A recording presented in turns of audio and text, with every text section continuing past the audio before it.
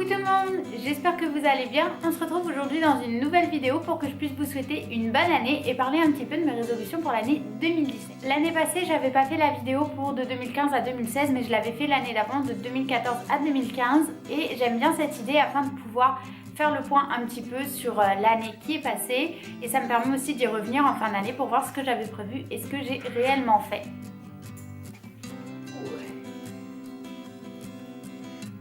Du coup, j'avais quand même fait un petit blog post sur mon blog afin de parler un petit peu de mes objectifs pour 2016, sachant que 2015 avait été une année quand même assez difficile pour moi et globalement je me suis quand même tenue à la plupart de ces objectifs. L'objectif principal étant de prendre un peu plus soin de ma santé puisque c'est vraiment ce qui avait pêché en 2015 pour moi, et en 2016 je suis fière de dire que j'ai quand même bien réussi. Alors c'est pas parfait, mais il y a quand même beaucoup de progrès. Du coup pour 2017 j'ai quand même pas mal d'objectifs.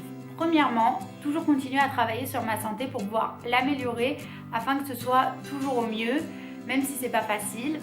Deuxième objectif, je veux passer totalement 100% vegan. Il faut savoir que je suis végétarienne depuis déjà plus de 3 ans. J'essaye au maximum d'être toujours vegan, mais c'est vrai qu'à l'extérieur, ça m'arrive de faire encore des entorses à mon règlement, entre guillemets si je puis dire, et ça me pèse en toute sincérité. Du coup, mon objectif pour 2017, c'est vraiment de devenir à 100% vegan. C'est vraiment quelque chose qui me tient à cœur. Du coup, toujours dans cette même lignée, mon troisième objectif, c'est de donner à une association qui lutte pour la fermeture des abattoirs et aussi pour un meilleur traitement des animaux de manière générale. Et du coup vraiment marquer mon choix dans ce domaine. Quatrième objectif, c'est plus un objectif on va dire entre guillemets écologique. J'aimerais passer entre guillemets à ce qu'on appelle le zéro déchet, donc je pense pas arriver à faire zéro déchet dès l'année prochaine, mais plus surveiller ma consommation et faire plus attention. C'est vrai que maintenant dans la nouvelle maison en plus on a la chance d'avoir un compost, du coup c'est dommage de ne pas s'en servir et de ne pas faire plus attention. Du coup, on en est à combien? 6. Sixième objectif, toujours dans cet objectif de vivre entre guillemets mieux, j'aimerais passer à quelque chose de plus minimaliste, donc le mouvement minimaliste pour la maison. Je sais pas si vous en avez déjà un peu entendu parler, sinon c'est pas grave, je ferai une vidéo sur ce sujet plus tard.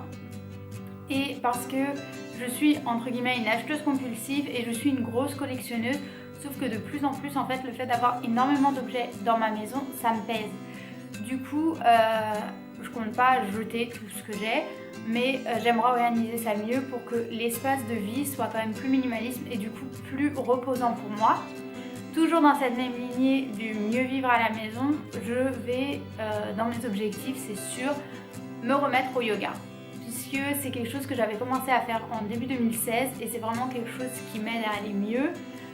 Sinon aussi dans mes objectifs, j'ai d'être plus assidue sur mes projets personnels, puisque ces derniers temps j'ai consacré beaucoup de temps à mon travail normal et c'est vrai qu'au final ça me pèse et ça m'épanouit pas forcément. Du coup je veux vraiment passer du temps à travailler sur mes projets personnels à moi, donc que ce soit pour le coup ma chaîne YouTube ou bien mes envies de voyage, mes envies de déco. Au final, passer 40 heures par semaine au travail, c'est peut-être bien entre guillemets pour la société, mais pour mon épanouissement personnel, ça n'apporte rien. Du coup voilà, j'espère que vous avez passé de très bonnes fêtes. N'hésitez pas à partager avec moi vos résolutions ou vos objectifs pour l'année 2017, à savoir que moi c'est plus des objectifs que des résolutions, c'est-à-dire que je vais essayer de les atteindre à un pourcentage maximum, mais s'ils ne sont pas 100% réalisés, j'estime pas non plus que c'est une défaite en soi.